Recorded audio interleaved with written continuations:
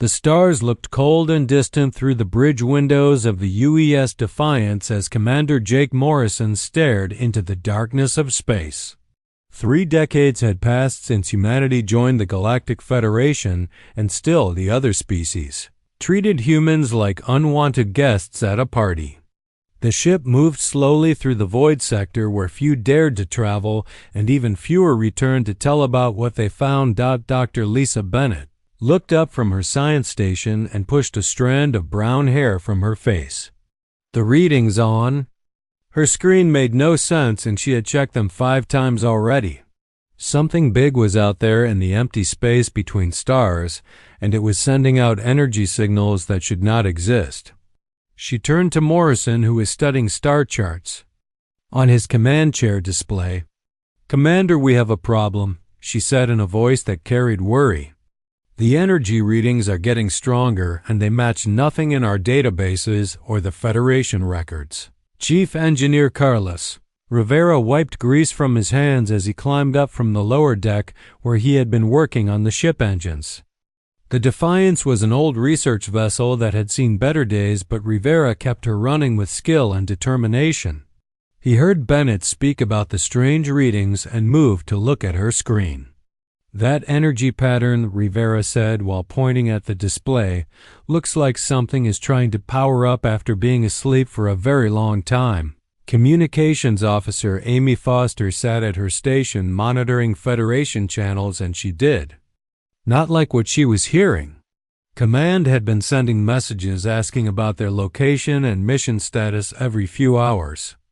The tone of the messages was getting more demanding, and she knew they would soon send ships to find the Defiance if Morrison did not report back soon. "Sir, we are getting more pressure from Federation Command," Foster said as she turned her chair to face Morrison. "They want us to return to base immediately and stop investigating this sector." Morrison stood up from his chair and walked to the main viewing screen. Out there in the darkness something waited, and he could feel it calling to him, though he could not explain why. The Federation had many rules about where human ships could go and what they could investigate. Most of those rules seemed designed to keep humanity from learning too much about the galaxy they now lived in. The 5 ancient species that ruled the Federation had made it clear that humans were newcomers who should be grateful for being allowed to join their group. The crystalline Zerath could control energy in ways that seemed like magic. The insect-like Vorthik moved and thought as one mind across millions of bodies. The gas cloud Etherians existed as pure thought without physical form. The reptilian Sorok were warriors who had never lost a battle. The plant-like Verdani could make dead worlds bloom with life.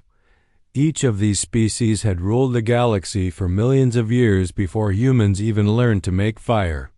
They treated human ideas and opinions as amusing jokes from children who did not understand the real world. Morrison had grown tired of being looked down upon by beings who thought age made them wise and power made them right. "Set course for the energy source," Morrison ordered as he returned to his command chair. "We are going to find out what is sending those signals." Bennett looked worried as she checked her instruments again. "Commander, the readings suggest something very large and very old. This could be dangerous." "Everything in space is dangerous," Morrison replied with a slight smile. "That has never stopped humans before." Rivera began preparing the ship systems for whatever they might encounter while Foster continued monitoring Federation communications. The messages from Command were becoming more urgent, and she knew they had very little time before other ships would come looking for them. The Defiance moved deeper into the void sector, following the energy signals that grew stronger with each passing hour. The darkness around them seemed to press against the ship hull like a living thing that did not want them there. Stars were few and far between in this region of space, and most were old dying suns that gave little light. After 6 hours of travel, their sensors detected something that made them all stop and stare at the displays. A massive structure floated in the emptiness ahead of them, and it was larger than any space station humanity had ever built. The thing looked ancient beyond measure, with hull materials that reflected starlight in strange ways. "My God," Bennett whispered as she studied the sensor readings. "That structure is at least 10 million years old based on the metal decay patterns. And it is still powered," Rivera added as he watched energy readings flow across his engineering displays. "Something inside that thing is still alive." Morrison felt his heart beat faster as he looked at the ancient structure on the main screen. This was the kind of discovery that could change everything humanity knew about the galaxy. The Federation had taught them that the 5 ruling species were the oldest and most advanced civilizations, but this structure was far older than any of them. "Take us in for docking," Morrison ordered as Foster tried to raise the structure on communications channels. "We are going aboard." The Defiance moved slowly toward the ancient station while its crew prepared for the greatest discovery in human history. The airlock opened with a hiss that echoed through the ancient corridors of the massive structure. Morrison stepped through first with his sidearm ready, while Bennett followed with her scanning equipment. Rivera came next carrying engineering tools, and Foster brought up the rear with portable communication gear. The air inside was breathable but carried a metallic taste that spoke of great age. Lights began to glow along the walls as they walked forward, and the illumination seemed to follow their movement through the corridors. The architecture was unlike anything in Federation records, with curved walls that rose high above their heads and strange symbols that pulsed with soft blue light.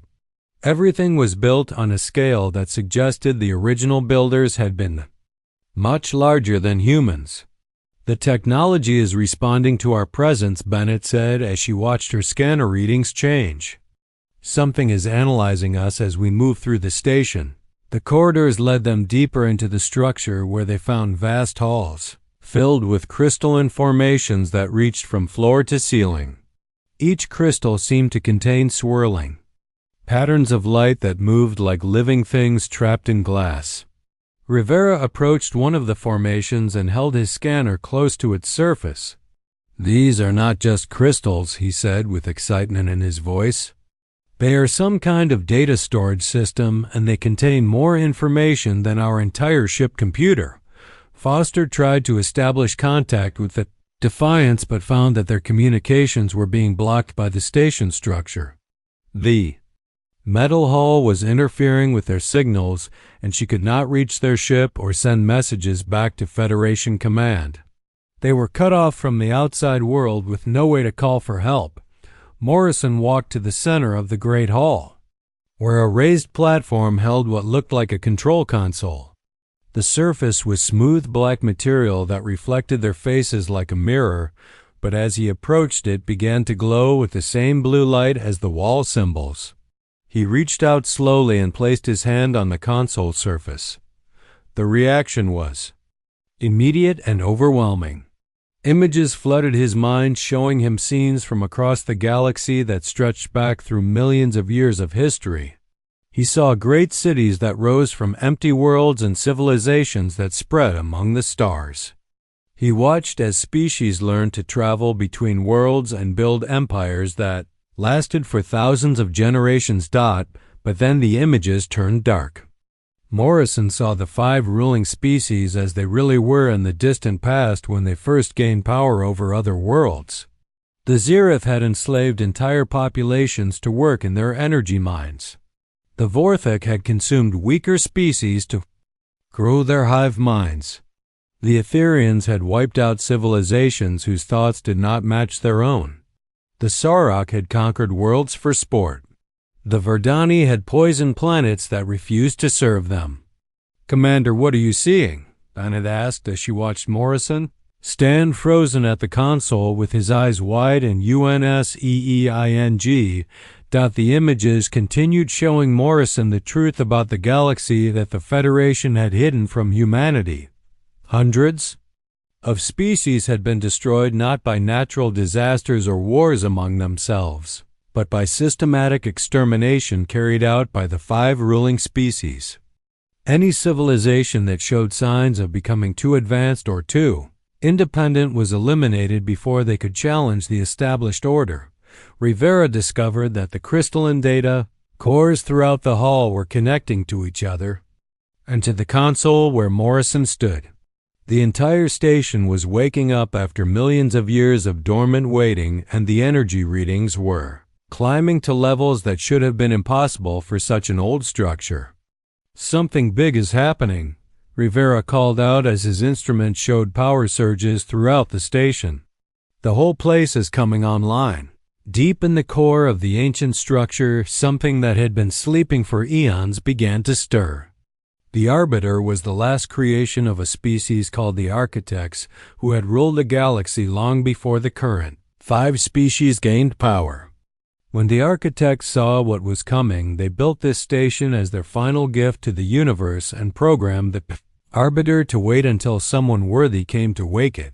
Foster managed to get a weak signal through to the Defiance, and what she heard made her blood run cold. Federation ships were approaching their location, led by Admiral Kazeth of the Sorok Military Command. The Admiral was known for his ruthless methods and his hatred of species that did not know their place in the galactic order. "Commander, we have company coming," Foster shouted across the hall. "A full Federation battle fleet will be here in less than 2 hours." Morrison felt the consciousness of the Arbiter touch his mind as the ancient intelligence evaluated him and through him all of humanity. The Arbiter had watched the 5 ruling species commit their crimes across the ages and had waited for someone with the moral strength to stand against them. It had tested thousands of species over the millions of years and found them all wanting. In Morrison and his species, the Arbiter sensed something different. Humans were young and primitive compared to the ancient powers, but they possessed something that the ruling species had lost long ago. They could still grow and change and become better than they were. They had not allowed power to corrupt them, because they had never held real power. The images in Morrison's mind shifted to show him what the station really was beneath its disguise as a research facility. Hidden weapon systems that could destroy entire fleets lay dormant throughout the structure. Defense shields that could turn aside the most powerful attacks waited to be activated. The Architects had built this place to serve as the ultimate safeguard against tyranny. Bennett watched her scanner readings climb off the charts as the station systems came fully online. The energy output was now greater than a small star and growing stronger by the minute. Whatever this place was, it had not been built by any species currently known to the Federation. "The station is not just a library," she said as understanding dawned in her voice. "It is a weapon." Morrison felt the Arbiter make its decision about humanity, and the weight of that choice settled on his shoulders, like a physical thing. The ancient intelligence had chosen humans to serve as its instruments of justice in a galaxy that had forgotten what justice meant. The ruling species would finally face judgment for their millions of years of crimes. The Federation fleet dropped out of hyperspace and began to surround the ancient station while Admiral Kazeth prepared to destroy both the structure and the human ship that had dared to investigate it. But the Arbiter was ready, and it had been waiting for this moment since the day it was created. Admiral Kazeth stood on the bridge of his flagship and studied the ancient structure that floated before his fleet. The Sorok commander was a veteran of countless battles, and his scarred hide told the story of a warrior who had never tasted defeat. His yellow eyes burned with anger as he thought about the human vessel that had dared to enter forbidden space. "All ships target the station and the human vessel," Kazeth ordered in his harsh reptilian voice. "Destroy them both before they can escape." The Federation fleet consisted of over 50 warships from all 5 ruling species, and their combined firepower could level entire planets. Zereth energy cruisers charged their crystal weapons while Vorthok swarm ships coordinated their attack patterns through their hive mind connection.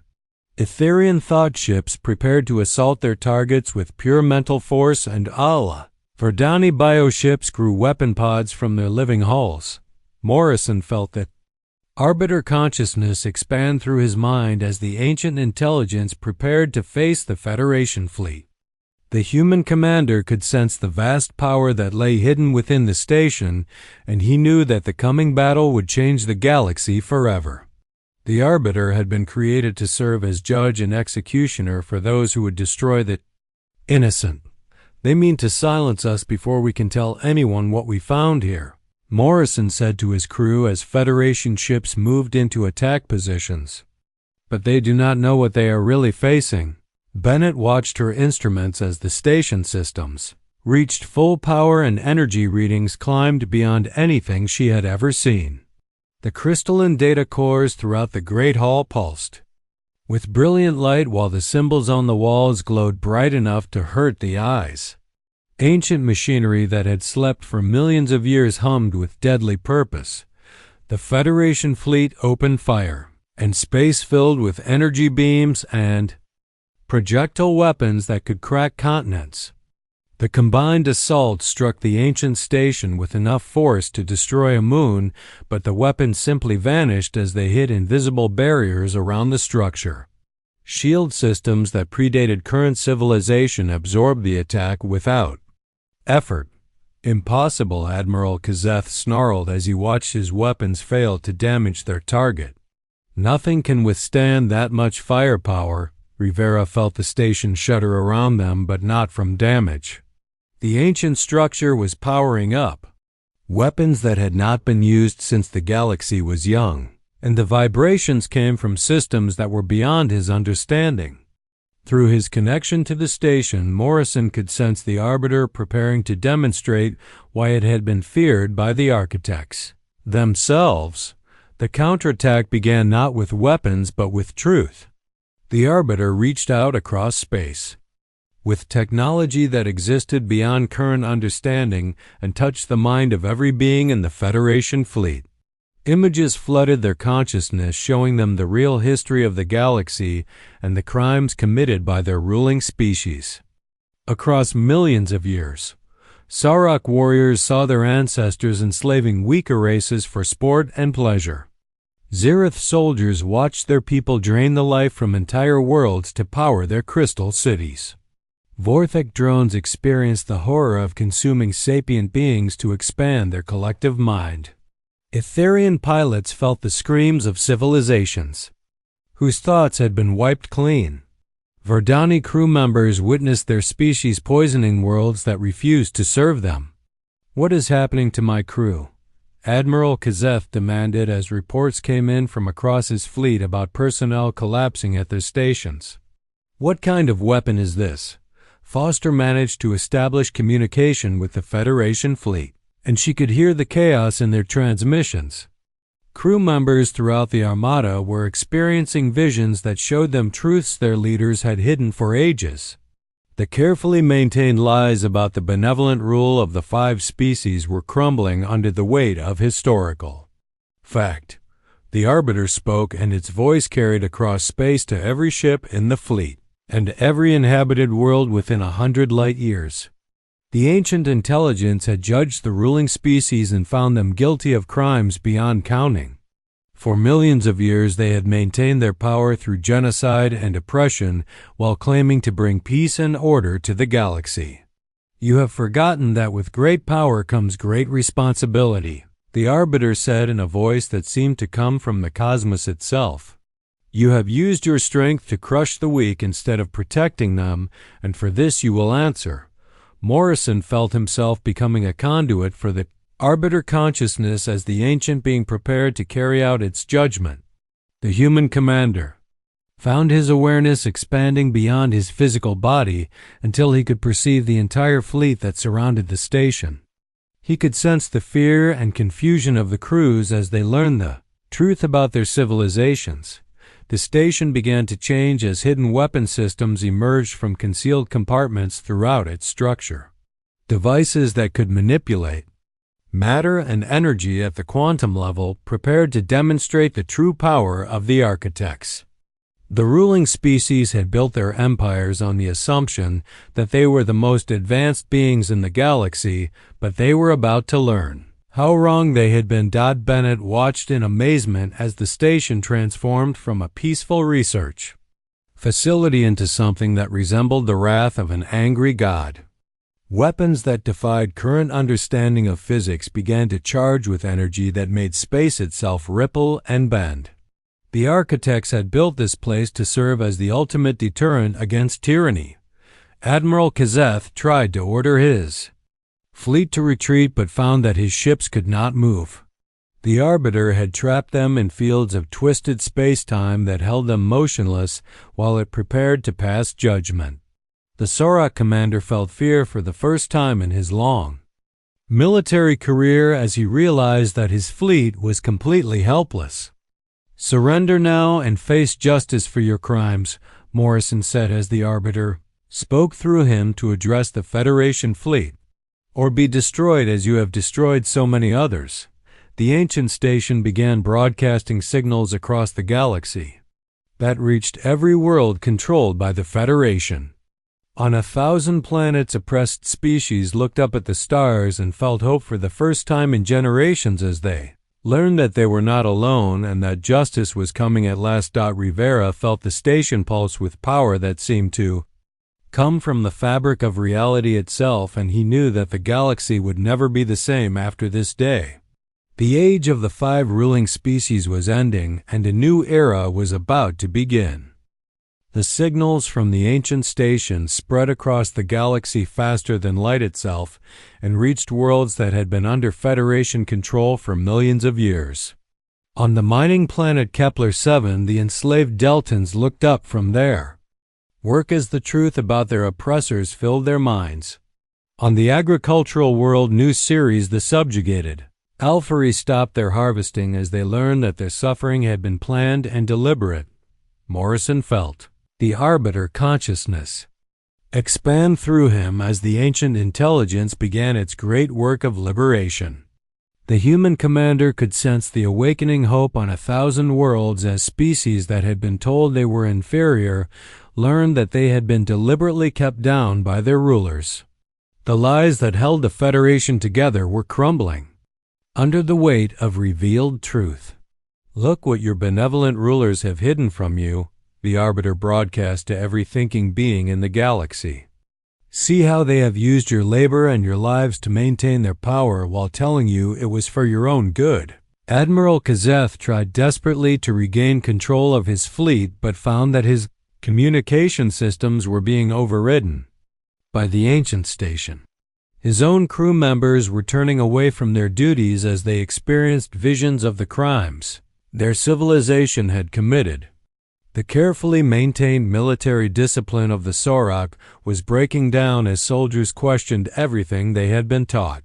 Bennett watched her instruments as the station continued to broadcast historical records that showed the true nature of Federation rule. The evidence was overwhelming and undeniable, with detailed documentation of genocides carried out across millions of years. Species had been wiped out not for threatening peace, but for showing signs of independent thought and technological advancement. The Zereth, crystalline ships in the Federation fleet began to experience power failures as their own energy systems turned against them. The Arbiter had learned to control the fundamental forces that the crystal beings used for their technology and was now using that knowledge to disable their weapons and engines. What had once made them powerful now made them vulnerable. Foster intercepted communications from across the galaxy as the revolution began in earnest. Enslaved populations were rising up against their overseers while subjugated species seized control of Federation facilities. The Vorthok hive mind was fracturing as individual drones broke free from collective control and began thinking for themselves for the first time in their lives.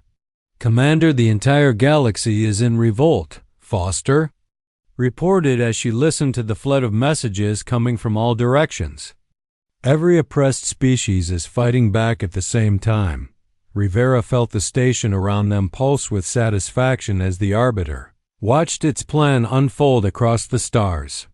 The ancient intelligence had not simply wanted to destroy the ruling species, but to free their victims and give them the tools they needed to build a better galaxy. This was not conquest, but liberation on a scale never before seen. The Etherian thought ships found themselves unable to maintain their gaseous forms, as the Arbiter disrupted the mental processes that held their consciousness together. The beings of pure thought discovered that their greatest strength could become their greatest weakness when turned against them. By an intelligence that understood the nature of mind itself, Morrison spoke with the voice of the Arbiter as he addressed the Federation fleet that remained trapped around the ancient station. You have ruled through fear and deception, but your victims are no longer afraid and they know the truth. Your age of dominance is ending whether you accept it or not. On the Verdani bioships, living crew members turned against their plant masters as the symbiotic relationships that had lasted for eons broke down. The plant beings had controlled other species through biological manipulation, but the Arbiter was teaching their victims how to break free from chemical dependency and think with clear minds. Admiral Kazeth watched his mighty fleet become helpless as ship after ship reported systems failures and crew revolts. The Sarok warrior had built his career on the belief that superior force could solve any problem, but he was learning that there were some battles that could not be won through violence alone. What do you want from us? Kazeth demanded as he opened a communication channel to the ancient station. If you mean to destroy us, then do it quickly and spare us this humiliation. The Arbiter paused in its work of galactic liberation to consider the question from the defeated admiral. The ancient intelligence had the power to eliminate the 5 ruling species as easily as they had eliminated countless others, but that was not the kind of justice it sought to impose. Destruction was the tool of tyrants, while true justice required something more difficult. We want you to learn what it means to be equals among equals, Morrison replied as the Arbiter spoke through him. Your species will live, but you will no longer rule over others. The galaxy belongs to all thinking beings, not just those who gain power first. Bennett watched the transformation taking place throughout the Federation fleet as crew members from oppressed species took control of ships and turned their weapons away from the station. The rebellion was spreading even to the military forces that had been sent to crush it, and the ruling species were discovering that their authority had depended on consent that was no longer given.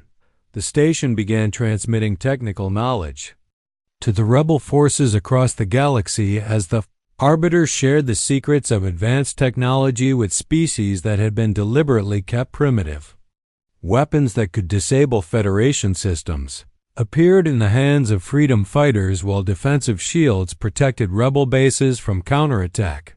Foster tried to establish contact with Earth to warn humanity about what was happening, but found that the Arbiter was blocking all communications that might interfere with the revolution. The ancient intelligence was determined to see its work completed before any outside force could intervene to stop the liberation of the galaxy. The old order is dead, Morrison announced as he felt the Arbiter preparing for the final phase of its plan. Those who ruled through oppression must now learn to serve through cooperation, or they will find themselves cast aside by history. Rivera watched power readings throughout the station climb to levels that should have been impossible as the Arbiter prepared to demonstrate the full extent of its capabilities. The ancient weapons were not meant to destroy, but to transform, and the galaxy would emerge from this day forever changed by what it had witnessed and learned. The revolution spread faster than wildfire across the galaxy as species that had been oppressed for millions of years finally rose up against their rulers. On the industrial world of Titan Prime, the worker caste seized control of manufacturing plants and began producing weapons for rebel forces. On the orbital stations around Proxima, the service classes turned against their masters and took command of strategic facilities. Morrison felt the weight of galactic transformation flowing through his connection with the Arbiter. The ancient intelligence was not content to simply defeat the Federation fleet, but was orchestrating the complete restructuring of galactic civilization. Every oppressed being was receiving exactly the knowledge and tools they needed to break free from their chains. Admiral Kazeth watched his communications systems flood with reports of rebellion from across Federation space. His own homeworld was in revolt as the warrior caste found themselves facing an uprising from the species they had conquered and enslaved. The carefully maintained order that had lasted for millions of years was collapsing in a matter of hours. "This is impossible," Kazeth growled as he studied the tactical displays showing rebel forces seizing control of key installations throughout the galaxy. "No revolution can spread this quickly or be this well coordinated." Bennett monitored the energy patterns flowing from the ancient station as the Arbiter continued its work of galactic liberation. The broadcasts were not just carrying information, but also providing real-time tactical support to rebel forces. Every freedom fighter across the galaxy was receiving guidance from an intelligence that could see the entire conflict at once. The Zereth homeworlds were experiencing power grid failures as their own energy systems turned against them. The crystal beings had built their civilization on the control of fundamental forces, but now found that their greatest strength had become their greatest weakness. The Arbiter understood their technology better than they did themselves. Foster intercepted desperate communications from Federation Command as the ruling council tried to maintain control over their crumbling empire. Orders were being ignored by military units whose crew members had learned the truth about their leaders. The chain of command that had held the galaxy together was breaking apart at every level. "The rebellion has reached the core worlds," Foster reported as she listened to the flood of messages from across space. "Even the ruling species' home planets are experiencing uprisings from their own subject populations."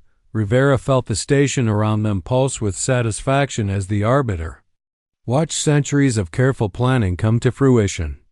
The ancient intelligence had spent millions of years preparing for this moment and had foreseen exactly how the revolution would unfold. Every oppressed species was playing their part in the liberation of the galaxy. The Vorthic collective consciousness was fracturing as individual drones broke free from hive mind control and began making their own decisions. The insect beings had maintained unity through forced mental connection, but the Arbiter was teaching their victims how to shield their thoughts and think independently. Chaos spread through their ranks as the collective broke apart. Morrison spoke with growing confidence as he felt the Arbiter consciousness flowing through him. "Your empire was built on lies and maintained by fear, but truth is stronger than deception and courage is more powerful than terror. The galaxy is choosing freedom over slavery." The Ethereum thought ships found themselves unable to maintain coherent form, as their mental processes were disrupted by the ancient station. The beings of pure consciousness had believed themselves beyond physical attack, but were learning that even thought itself could be turned against those who used it to oppress others. Admiral Kazeth made one final desperate attempt to destroy the ancient station by ordering his remaining ships to ram it at full speed. But the Arbiter was ready for this tactic and trapped the attacking vessels in fields of twisted space that held them motionless just meters from the station hull. "You still think in terms of destruction and conquest," Morrison said as he looked at the defeated Admiral on his communication screen. "But the age of rule by force is ending. From now on, leaders will have to earn the right to govern through service rather than seize it through violence." Bennett watched her instruments as the Arbiter began demonstrating the full extent of its power by reaching across the galaxy to directly intervene in battles where rebel forces were outnumbered. Federation weapon systems failed at crucial moments, while defensive shields protected freedom fighters from counterattack. The ancient intelligence was actively managing hundreds of conflicts simultaneously. The Verdani bioships began dying As their living components turned against their plant masters, the symbiotic relationships that had been forced on other species for millions of years broke down as the Arbiter taught the victims how to reject biological control. The plant beings watched in horror as their greatest strength became useless. Foster established contact with rebel forces across the galaxy and began coordinating their efforts under guidance from the Arbiter. The ancient intelligence was using the human communication officer as a focal point for organizing the revolution and ensuring that all liberated species worked together rather than fighting among themselves. Commander, we are receiving surrender requests from Federation forces throughout the galaxy, Foster reported as messages flooded her station. Military units are laying down their arms and asking for terms. Morrison felt the Arbiter preparing for the final phase of its plan as the last pockets of Federation resistance crumbled across the galaxy. The revolution was nearly complete, but the ancient intelligence knew that winning the war was only the beginning. Building a better civilization would be much harder than destroying the old one. The 5 ruling species would soon have to choose between accepting their reduced status in the new galactic order or facing complete extinction. The Arbiter preferred redemption to destruction, but it would not hesitate to eliminate those who refused to abandon their tyrannical ways. Rivera watched power readings throughout the station begin to stabilize as the Arbiter completed its work of galactic transformation. The ancient weapons were powering down now that they were no longer needed, but the defensive systems remained active. The new galaxy would be protected from any attempt to restore the old order of oppression. The silence that settled over the galaxy after the revolution was not the quiet of death, but the calm that comes after a great storm has passed. On 1,000 worlds, liberated species looked up at stars that no longer seemed cold and distant, but welcoming and full of promise. The age of oppression was over and a new era of cooperation was beginning. Morrison stood on the bridge of the ancient station as representatives from every species in the galaxy arrived to negotiate the terms of the new galactic order. The Arbiter had withdrawn its consciousness from his mind, but he could still feel its presence watching and guiding as the difficult work of building a better civilization began. Admiral Kazeth was the first of the former rulers to request an audience, and when he materialized on the station bridge as a hologram, his proud warrior bearing was gone. The Sora commander had spent days watching his empire crumble and his people reject the values he had spent his life defending. Now he stood before the human who had brought about his defeat. Commander Morrison, Kazeth said in a voice that carried the weight of exhaustion and defeat, "My people have asked me to negotiate our surrender and seek terms for our future in this new galaxy you have created." Morrison looked at the defeated admiral and felt no satisfaction in his victory. The Arbiter had taught him that true strength came not from crushing enemies, but from transforming them into allies. The galaxy needed the knowledge and abilities of all its species, including those who had once been oppressors. There will be no surrender because there are no enemies here, Morrison replied as he gestured for Kazeth to join him at the observation deck. Your people have skills and experience that the galaxy needs, but they must learn to use those gifts to serve rather than to dominate. Bennett worked alongside representatives from dozens of liberated species to catalog the crimes of the past and ensure they would never be repeated.